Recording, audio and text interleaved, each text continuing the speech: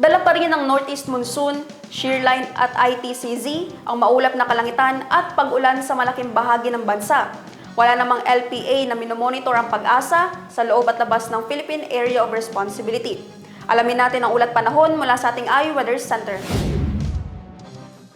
Sa weather bulletin mula sa pag-asa, makikita sa ating iWeather Center, tatlong weather systems pa rin na nakakaapekto sa bansa. Dala pa rin ng Intertropical Convergence Zone o ITCZ ang maulap na kalangitan at malaking tsansa ng pag-ulan sa malaking bahagi ng Visayas, Mindanao, Palawan at ilang bahagi ng Bicol Region. Ang shearline naman ay nagdadala pa rin ng maulap na kalangitan, partikular sa bahagi ng Northern Luzon.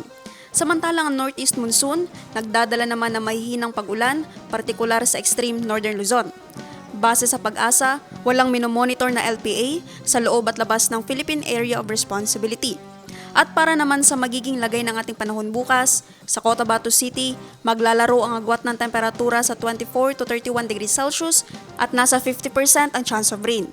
Sa Maguindanao, papalo ang agwat ng temperatura sa 23 to 31 degrees Celsius at nasa 40% ang chance ng pag-ulan.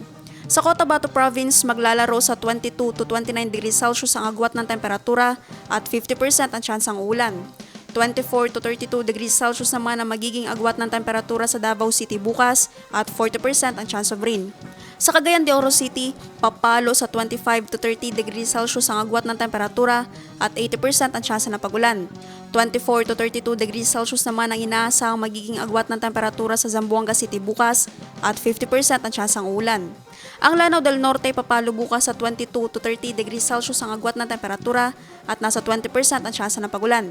Habang sa Lanao del Sur naman ay makakaranas ng 18 to 24 degrees Celsius ang agwat ng temperatura at 30% ang chance of rain. Ang araw ay sumikat kaninang 6:21 ng umaga at lumubog ng 5:38 ng gabi. At yan ang latest mula sa ating iWeather Center.